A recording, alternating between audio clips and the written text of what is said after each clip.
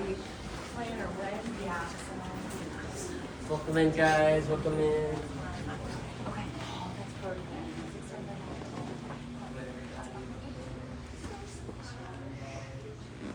Let's hang out.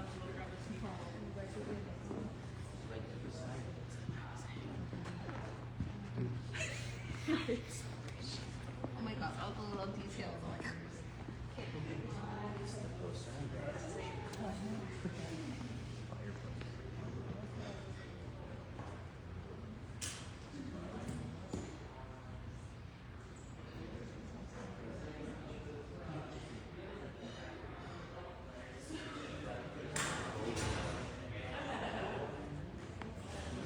I'm trying, Lord.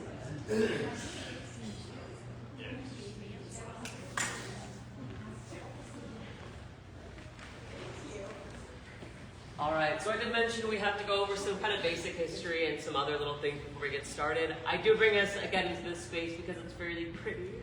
And if you want to look around and kind of hang out a bit, take pictures, develop questions while I'm speaking, you are absolutely more than welcome to. I am very well aware not every single person loves history to death. That is totally okay. I don't always, all the time as well. Now, I got a couple more things to go over. Again, just make sure to be super careful as we're walking around. If you guys want to take pictures or videos for the duration of today's tour, you totally can. I really don't mind. Sometimes my management get a little bit strict about taking videos because people sometimes have this sort of urge to record the entire 2 hours and then upload it to social media platforms. Normally I don't care, but I've been doing this job for 2 years and I have not seen myself on my own For You page yet, and I kind of want to at this point. So if you want to do that, I really don't mind. Just make sure you tag me in the post, please.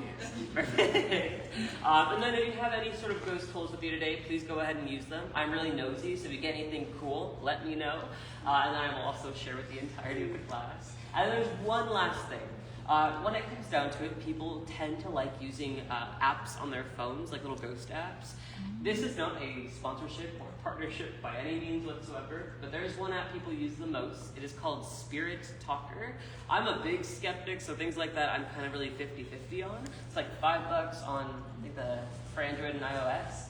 I didn't believe it much at first, but there was one night I was doing this tour with a pretty small group of people, and then my coworker was doing a tour right below us, and he sent me a screenshot of the app saying my full legal name. So since then, I have been pretty on board with the idea of the app. If you want to use it, you're welcome to. And if you get anything funky again, please let me know. But now I can officially, yes. Would it be annoying to the group if my friend brought in an EMF reader? No, please do the EMF readings. I really like to. Yeah, no, for sure, yeah. I'll leave the dirt crash for you too. But yeah, no, please bring it. Oh yeah, you go into it. Yes, perfect. Yeah, no, please do it.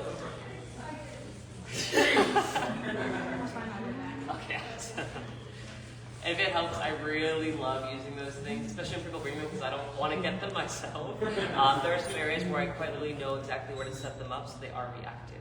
Somebody on my team last night had a EMF reader. I think it was a graveyard tour that I was doing.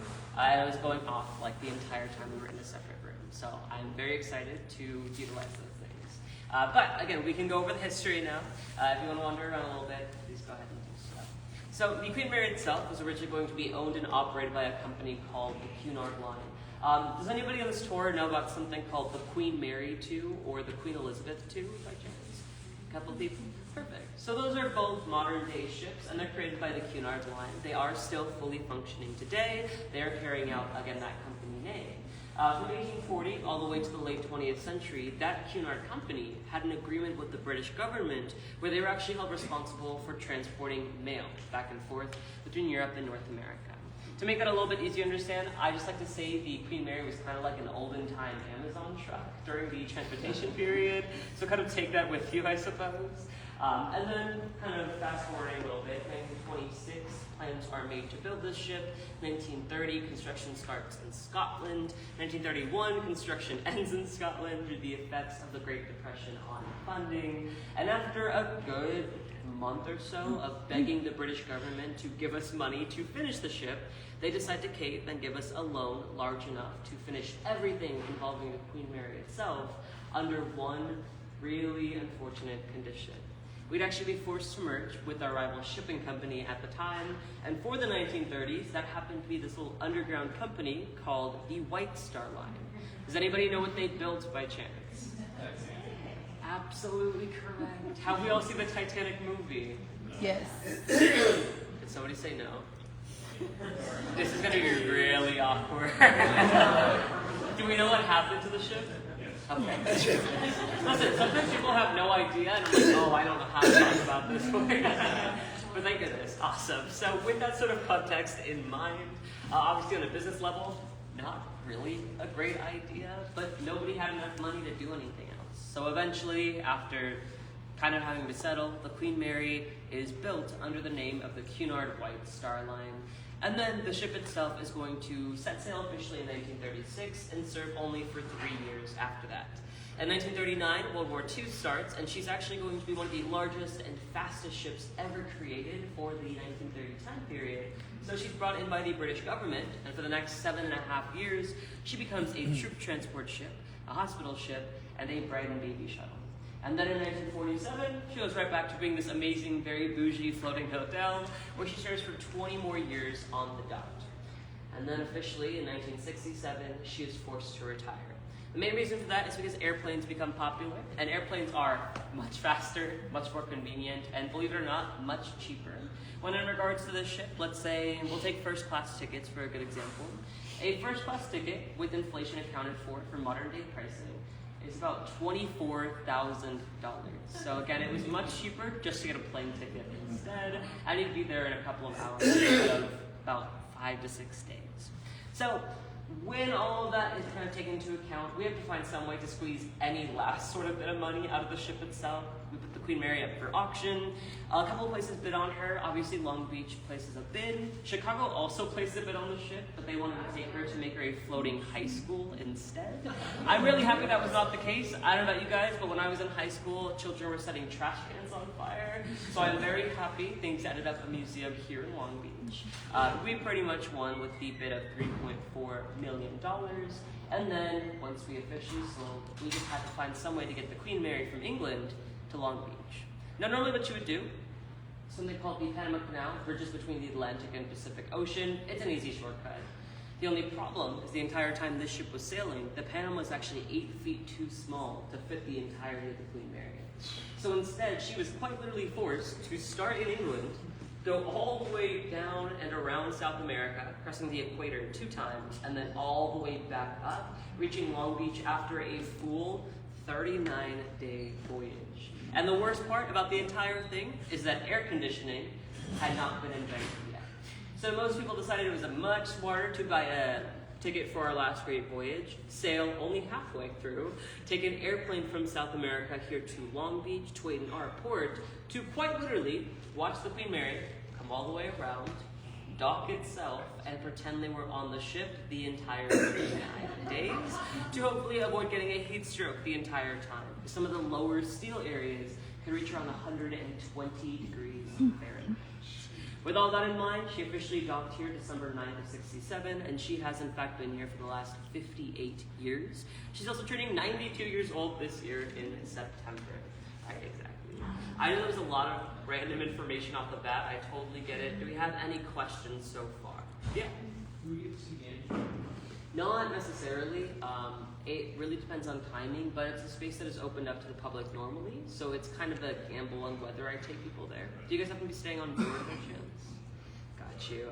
Normally 10 a.m. to 6 p.m. it'll be fully open for kind of walking through, but we'll see. I can also take a vote. If we really want to see the engine room, like everybody, not the hands are, we can see if we can squeeze that. Well, actually, do you guys want to see the engine room? Yes. Okay. We can just go there right now, honestly. Because the first hour could be the engine room, and then we'll go over to the pool and other things a little later. Does that sound good? Cool, awesome. We'll finish up this little talk, and then we'll head over to the engine room, and we can have some fun in there. I do have some more ghost talks I want to go over, some actual ghost talks, no more history. I do like to talk about or ask more personal questions when it comes down to it, so just with a raise of hands, if you'd like to participate. First question I have. Does anybody on this tour like scary movies? Yes. It seems to be like a kind have normally. Has anybody on the store had their own ghost experience, whether it's outside the ship or their own lifetime? Perfect. Awesome. And then anybody who did not raise your hands, I hope to everything that changes by the end of the night. But the reason I ask those questions is because we have two different kinds of hauntings. One of them is called intelligent, and they pretty much will interact with us as living people. For you guys who like those scary movies, normally it's a lot more dramatic, things being thrown around, or people being thrown around, which should not happen on board this ship. When it comes to more personal experiences, it should probably be something more along the lines of a tap on the shoulder, maybe a whisper in the ear, again, something less dramatic, but more friendly. And the main thing is that they interact with us as living people. The other kind of haunt is residual haunts. They're kind of just memory played on loop. Nothing too fancy pants. They're normally just the same ghost, seen doing the same thing, dressed the same way over decades, and reported by multiple different groups of people. They just don't interact with us as living people. So normally if you see any shadow figures walking around, that's probably going to be a residual kind of haunt. Last three questions before I'm done talking at you guys, I promise you. First question I have, who on this tour believes that ghosts do exist? Okay. Anybody skeptical? You have to see something to believe something? I am too. Helps. Awesome. And then was anybody on this tour, take this question very seriously, was anybody on this tour dragged here by their friends or family? Listen, it's only a matter of time before the pressure gets to you. Awesome. Cool. No shame in anything. I'm very happy you guys are all here today. And hopefully by the end of this tour, we've turned everybody into some ghost believers. But also, if at any point you care a bit more for history or anything, please ask some questions. I'm a big nerd and I love talking about everything in regards to the ship itself. With all that in mind, I am done talking at you guys. If you want to wander around a little bit, look about, take pictures, ask questions, you totally can. As soon as we're all ready to go, we're going to have these doors right over here to go down into the engine room and actually walk through the entire thing yourself. Take your time, look around, and then while you're going to get some 3 minutes, we'll head out. Wasn't a lot.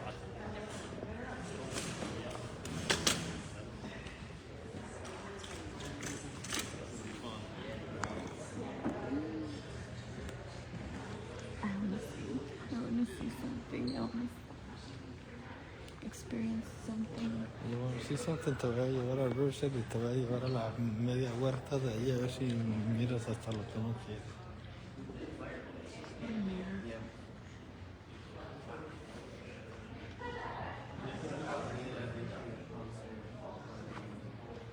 You know, people have seen like the curtains move by themselves.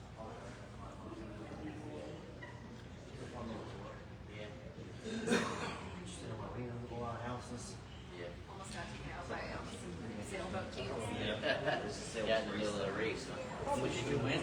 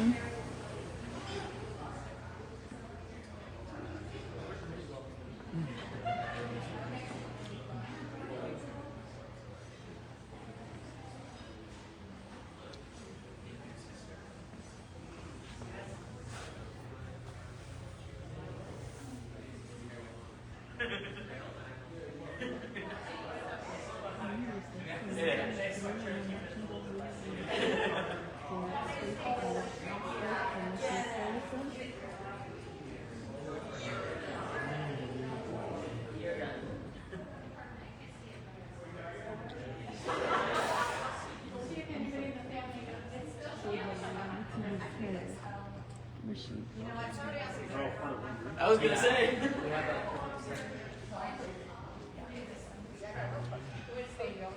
I gave more space.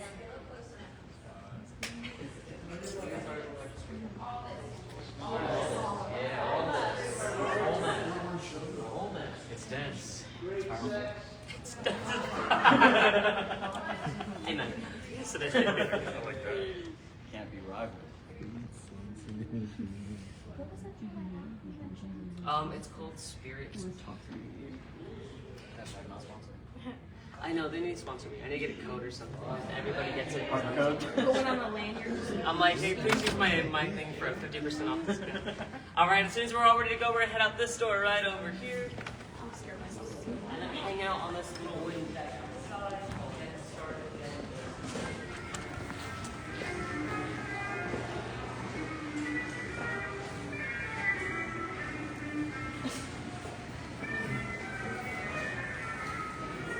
Es por el metrano. See the car back then?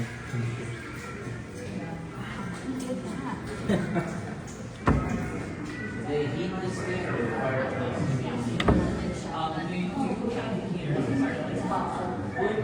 The fireplace is like where we're not. Yeah. But normally we don't use that much anymore. Our AC is the most limited. Yeah,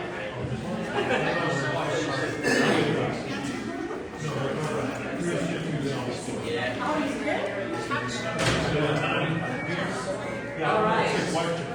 We are going to head down into the edge of the hall right now. I will say, I will apologize off the get-go for how many stairs this is going to be, but they are all stairs downward, so hopefully it's not as intense as you might imagine. As we continue.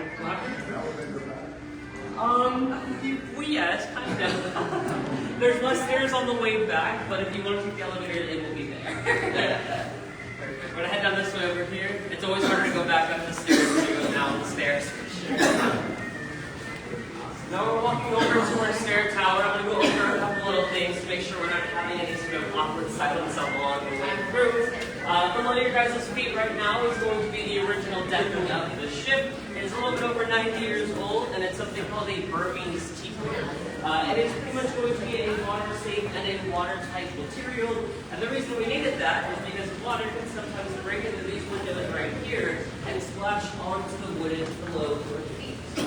Normally, the waves can be about less than 60 feet tall over the Atlantic, but if the weather was rough, it could go up to 60 and then all the way up to 94 feet tall, just again based on the weather inside. So, thankfully with that material, we're able to still package wood and walk on it all the way till, or all the way till the 60s. And as we're walking along here, this is kind of a standing white dome in the background here. This dome was originally built to house the spruce goose, a pretty large wooden frame that floats on water. It was only there for about 10 to 15 years, and afterwards they ended up taking it out and moving it over to Oregon, where it now rests at an aerospace museum. And now that area is going to be our security terminal for the Carnival Cruise Line. Is anybody on this tour fan of Pirates of the Caribbean though? Perfect. Has anybody on this tour seen the Batman and Robin movie? Okay, so we used that dome to film for the Isle of Tortuga in Pirates of the Caribbean, and then we also used that dome to film the Batcave in the Batman and Robin movie. So Batman and Jack Sparrow are right next to us right now. Right, so everybody watching down here.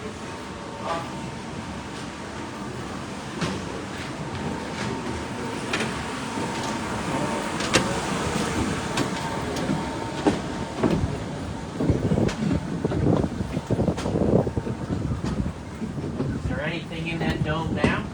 It would just be the Carnival Terminal, and that's it. So just a security checkpoint, but unfortunately nothing else. So this is the most important part. We're going to go all the way down until the stairs stop. And as we go down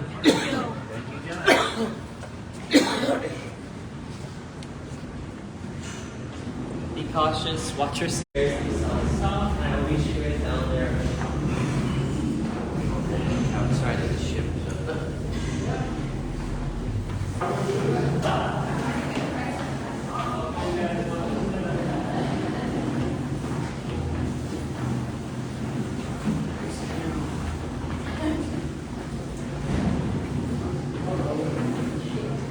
How the buggers doing?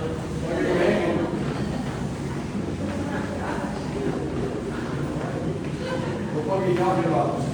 As I said, how are the buggers doing? Plural. Bugging, there's another bugging. Another bugging. Everyone knows what the other one is.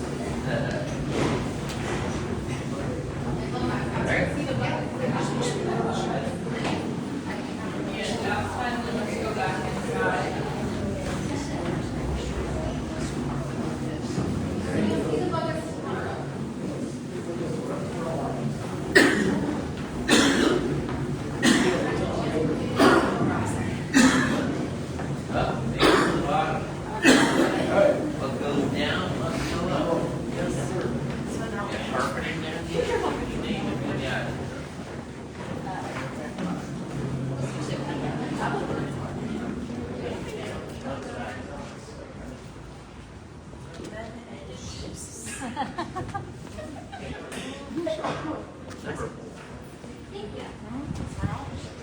Hey, look at the phone booths.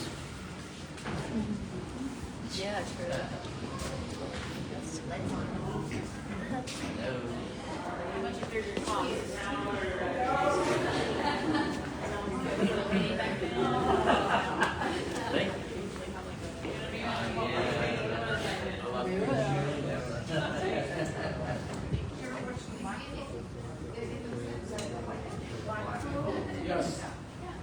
All right, we've officially made it down all those careful flights of stairs. We're gonna head to our first stop right now, everybody. I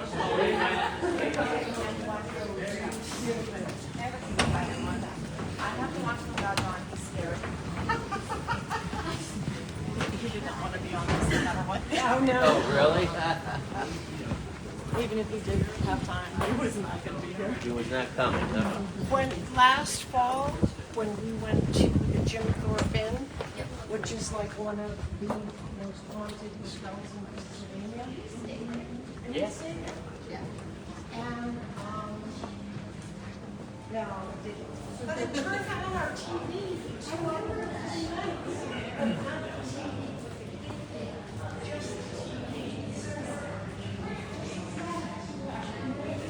Poltergeist.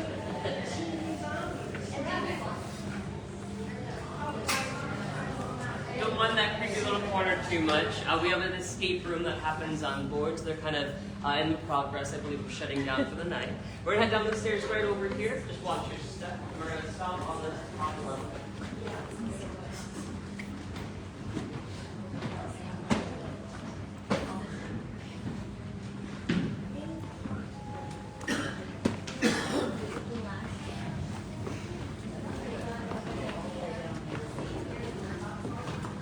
The amount of steam that used to